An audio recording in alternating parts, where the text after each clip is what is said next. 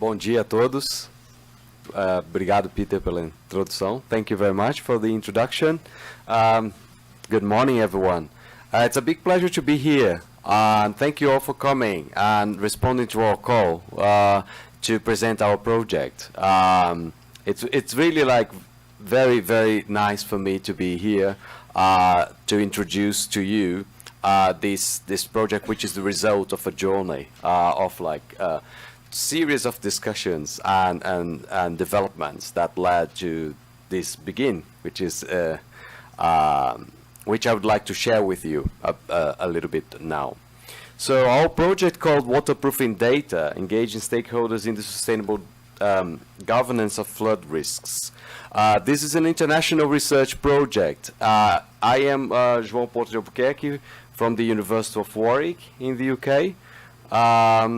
I am the principal investigator and one of the main investigators of this project, and I will be presenting to you this first session and introducing a bit of the project, the context and the background, the kind of like rationale from for the research project.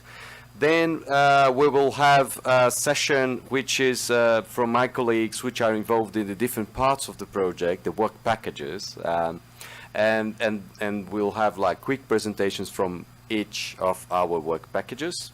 And in the end, we will have one thing which we are like pretty much looking forward to, which is a more interactive session on discussions in which we would like to hear your feedback and your perspectives as well on the topics we are researching, and so that we could consider them.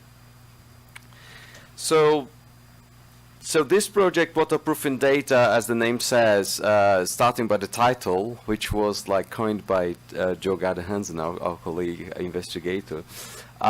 It's a play of words with waterproofing data, making the data waterproof, but also like playing with the words with different connotations of future-proofing and different like ways of like thinking about data in different ways.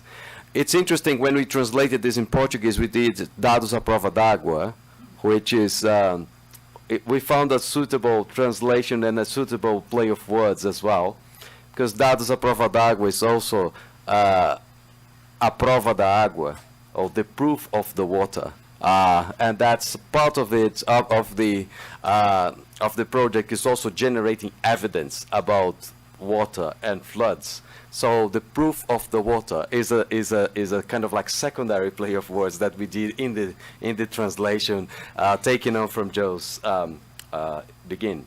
So this project is obviously about floods and flood risks, and I would like to set the scene by talking a bit about the importance of like researching on floods and data. So one first motivation comes from the, of course, relevance of flood resilience worldwide. I put just some pictures here which might be known for you or not. These are related to the impact of disasters in general, and in particularly floods. So as you can see here, floods is the most impacting type of natural hazards worldwide here.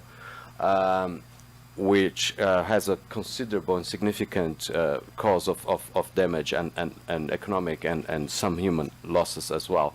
And this is increasing over the last 10 years, as you can see here in the statistics from the UNSDR.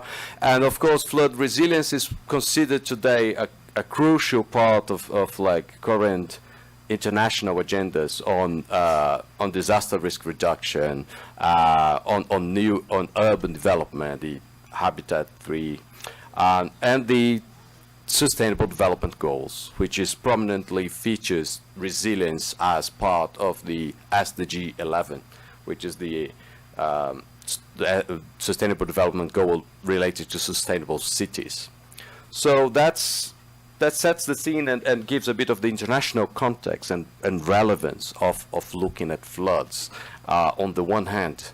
On the other hand, we have here in this project an international collaboration of three different countries or institutions in 3 different countries, Brazil, UK, and Germany.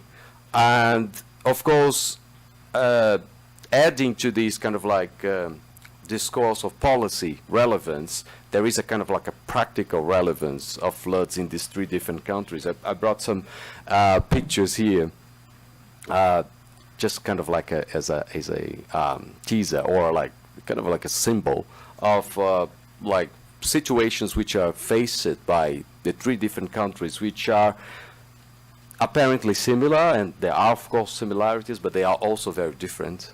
And that's exactly one motivation of researching together and doing international collaboration related to flood risks, is because these problems are similar in the 3 different countries, with similar some similarities, but also differences, and differences in approaches and solutions as well. And that's one of the motivations we have here. And the second thing is data. Well, we're talking about floods as one motivation from this project, and the second is about data, really, and the relevance of data, which when we started, probably we've been discussing this with colleagues, we have seen maybe a shift in the framings and the role of data in society, really. And there is, on the one hand, an unusual framing, which is to talk about like kind of like emerging data sources or new data sources that make unprecedented masses of data available today, that come from different sources, from what is called the Internet of Things, with like sensors, drones, but also like smartphones which produce data and are in the pockets of most citizens today. We have open data, open government data, which is also like open access to different sorts of data, and quantification in different ways, and sensors that are spread everywhere. And of course, social media and the web as another kind of like emerging source of urban data. And when we started discussing this project, it was apparent that this data, or this kind of like potential of using data to understand better urban problems, and in particular urban floods, is being approached in different ways by different people. It's what we call different frames. And we actually started this process of the journey I told you about to reach our project by looking at different ways in which data is used in the flood monitoring. And here in the top you can see the control room of my colleagues in SEMADEM, in the National Early Warning Center in São José dos Campos, not far from here, in which like data is used intensively to feed decision making here, and to warning and monitoring of disasters. And the second, here down you see different ways of data, which is like or different practice, as we might call it, related to data, which is the production of data by citizens. And in this case here, these pictures come from one of my projects that I'm involved, which is related to producing data with residents of slums, of urban poor neighborhoods in the global south, in this case here in Kenya, Nigeria, and Bangladesh, Dhaka. And this, all these kind of like different framings made us conscious about, that there are different ways of seeing the function of data in floods. We can see, for example, starting from here, an idea of empowering communities through data, so that like digital technologies enable people to produce data and produce different versions of their realities, and in this case the realities related to floods, which might trigger or might generate more inclusive or polyvocal information spaces, and that the effectiveness of like this process of producing data would come not only from the outcome of the activities, but the data that is generated, but also from the activities themselves that would could have a transformative effect or effects. And on the other hand, we have like a usage of data, framings of data, which are quite different if you see from the control room point of view, or from the decision-making and government institutional point of view, which are interested, in this idea of citizens as sensors and data to support, to feed into decision-making and into tapping into this new source for improving different kinds of processes related to monitoring, and in which data is primarily focused, or the concerns with citizen-generated data are primarily focused on issues around data quality and how to trust data that is produced by citizens using non-standardized ways of producing data. So this is a bit of a background to just to give a context about data in floods, and relationships between data and floods can be varied, right? And then we come to our project. These different frames here are actually the starting kind of motivation for expanding. Really, when you look at these frames, we thought we need to expand, we need to rethink what is data in floods, in flood risk management, and what does data do, and how we produce data, and how we circulate data. And that was like the motivation or the background for coming to finally to our project that I would like to present today, which is called, as I started saying, engaging stakeholders in sustainable risk governance for urban resilience, waterproofing data. This project, we posed this as a response to the challenge of how to rethink flood data production and the data flow to enable transformations to build sustainable flood resilient communities. And here, some aspects are very important for us. First, rethinking.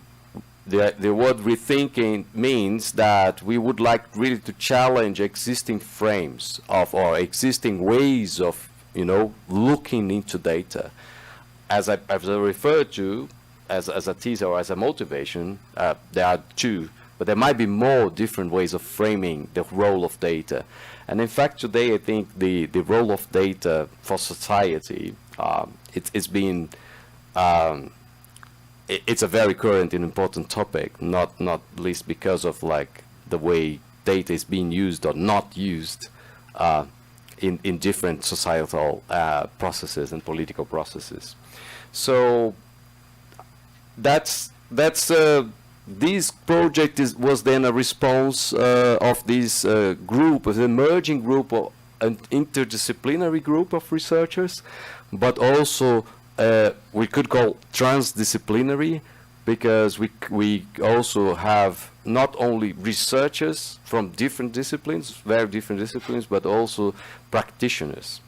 And then we proposed this as a response to a call of an international association of research funders called Belmont Forum, which is this one here. It's a slightly complicated call because it's organized by Belmont Forum, which is just like a kind of association, and they proposed this program, Transformations to Sustainability. And this program was together with another association, which is called Norface. So it's a kind of a joint of two associations, but then the agencies which fund really the project, which put money into the project, are the national research councils of the different countries. And in our case, the countries are UK, ESRC, Economics and Social Science Research Council, the FAPESP, the São Paulo Research Foundation, and BMBF in Germany, the Federal Ministry for Education and Research. And there is a top-up from the Horizon 2020 program of the EU Commission as well.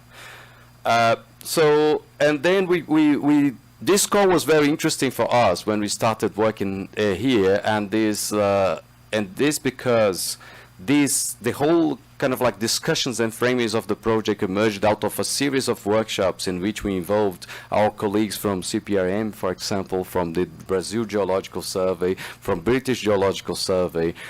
We had presentations from different academics from different fields, from SEMADEM, from the National Early Warning Center, and we arrived at this, and the call was asking exactly for reframing discourses on sustainability from a specific emphasizing a social science and humanities perspective, emphasizing that the collaboration between social sciences and humanities with natural sciences is very important for sustainability, and not and usually or not mainstream in the kinds of like research on sustainability at the moment, which is more driven by natural sciences.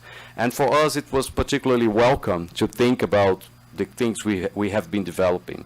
And then we invited our cooperation partners and academic partners and built this consortium that generated the project Waterproofing Data. So the whole idea of the project is then, how do we take different disciplines, disciplinary perspectives that come from social sciences, humanities, natural sciences, or more computational sciences, in a way, and in order to understand and shape these frames so that we could really produce transformations. So that's the challenge, right? The challenge we have in this project, and that we would like to share with you. It's not a small challenge, which is like, we would like to really do both in this project, to rethink data production, but also to produce, to do this in a way that enables social transformation, or transformations of practices and perspectives related to flood risk management.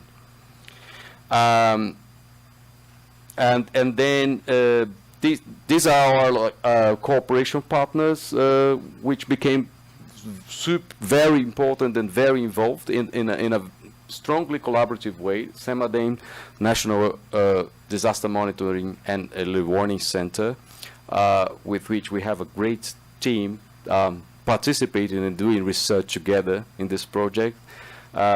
We've been interacting since quite some time, and it's really nice to have like a project to work further together.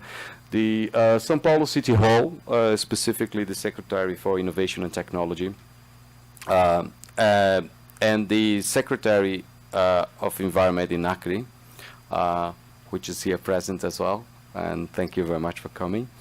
And CPRM, Brazil Geological Survey, and British Geological Survey as supporting and cooperating organizations since the beginning, since the initial kind of like discussions of the ideas. So it's with great pleasure, really, that I receive you today to talk about this result of this journey, and then to also like as a means of opening up our research project to a wider set of stakeholders. And this is part of what we call the co-production process of research that we would like to try and experiment here in this project. So we'll talk a bit more about this in a minute. But then, as you see from the cooperation partners already, we have three. I will present the research team completely later. The institutions are presented, but then the cooperation partners already give an indication about our case studies, like, so where we'll be looking this. We'll be looking into this question in two flood-prone communities and local governments of two different cities in Brazil, Rio Branco in Acre, and São Paulo. And I think that was a very, very interesting and provocation I got from SEMADEM to think about the differences between floods in Brazil as being very different, actually, and of course the floods in Acre and floods in São Paulo are very different, and the contexts are very different as well. And I think this will give us a richness in terms of the challenges that we have to face, both for in the several aspects of the project. So some characteristics of our project, as I just to emphasize, first is this interdisciplinary perspective. I work at the Center for Interdisciplinary Methodologies in Warwick, being a computer scientist by training in the former life, and now doing actually more, let's say, human geographic research or geographic information research. I think interdisciplinarity is something that is particularly important here for us. We have a strongly interdisciplinary team, not only what we call usually like an adjacent interdisciplinarity of fields which are already very close. You know, sometimes you have like a biophysicist working with a physicist or something like that. We are talking here about people who come from humanities perspectives and people who come from natural sciences. This is like much more interesting and more challenging as well. And the second thing is the co-production, as I said. The co-production is key for this project here, and key to understand why we are doing this launch event now. Of course, we don't have results to present. We are just kicking off the project. We're just starting. But we would like to start together and then involved in the same idea of co-production that we used to build the research agenda that generated the project proposal that came to here with our cooperating organizations. We would like to expand this and also like be able to exchange perspectives with a wider set of stakeholders and actors from academia and from NGOs and from government organizations. And that's why we invited you. And thank you very much for coming and for sharing this interest with us. And the third one is the transformative focus, which is really a focus on doing research that can be transformative, that can transform practices and perspectives specifically. So in terms of the concrete objectives of our project, we are approaching these challenges from a methodological point of view. So our main goal is to develop new methods that have these characteristics of co-production, interdisciplinary, and transformative. So we are bringing these three characteristics as challenges for methodological development. And then we have three main objectives in this project related to methodological innovation. The first one is related to make visible the way that stakeholders engage with data. And that means really paying attention to social practices that are related to data production and usage, and being able to reveal the different nuanced usages and affordances and potentials of the use of data, and this is being led by my colleague Nathaniel Kach, who will speak about it in a minute, and conducting to this new method related to data diaries, which I think Nate will talk a bit more in a minute. The second objective is related to the engagement of the citizens, the engaging people to produce, circulate, and embed data, embed into their practices, lives, and perspectives. And this here we have a very interdisciplinary group using a set of different humanities methods that to really challenge what engagement means and then what data on flood means. For example, we have digital flood memories, my colleague Joe Hansen, data-driven installation with numerical video, and citizen science and educational approaches with Raquel Treiber, who will present in a minute, give an overview about these core methods we are developing. And the third approach is about integrating this data, this citizen-generated data, with other data sources, with traditional data sources. And of course, not only with data sources, but also with natural science models and perspectives. And here we have both an aspect of participatory mapping, but also decision support systems which rely both on geographic information with my colleagues from the Heidelberg University, Alexander Zip and Caroline Colonna, but also a very strong and close collaboration with the natural sciences, in this case hydrology, and meteorology, in which we have like our partners from Semadem apporting knowledge to understand how this data can be integrated and combined into current practices of flood risk monitoring and management.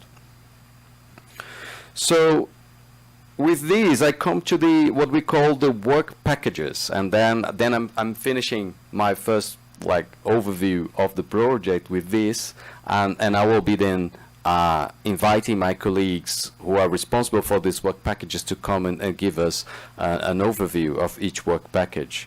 So we have 3 work packages related to the main objectives and main methodological innovations I just referred to. The work package 1 is called Making Data Flows Visible, and is led by Nathaniel Kash from the University of Warwick and co-led by Giovanni Dolif from Semadem. We have a second work package called Community Engagement Through Data Circulation, which is led by Raquel Treiber from Semadem with co-leads Nerea Calvidio and Joe Gadahansen in Warwick. And we have a third work package, which is the integration and curation of data for decision support, which is led by my colleague Alexander Zip from Heidelberg and co-led by Conrado Rudolph from Semadem, and which I'm involved in Caroline Kloner as well. And these 3 are the kind of like main methodological, main packages of work responsible for methodological innovation, but we have 2 very important cross-cutting work packages which really speak to the transformative aspects of our proposal. One of them is the work package 4 is Transformations Towards Waterproofing Data, led by Maria Alexandra Cunha from FGV here, and co-led by Liana Anderson from Semadem. And this work package is an integrative one. And the second integrative work package is the work package 5, Translation of Waterproof Data into Sustainable Flood Risk Governance, which is led by my colleague John Kofi, and I'm co-leading with him, together with Vitor Marquezini from Semadem. So with this overview, I'm not going into detail on that, just say that what is interesting in these work packages is that each work package is very interdisciplinary by the composition of the team alone. If you look at the people who are working, for example, Maria Alexandra comes from IT and public administration, Liana comes from biology and biodiversity conservation, so a scientist, and giving just one example, and a social scientist working together. But we have the same here in the others as well.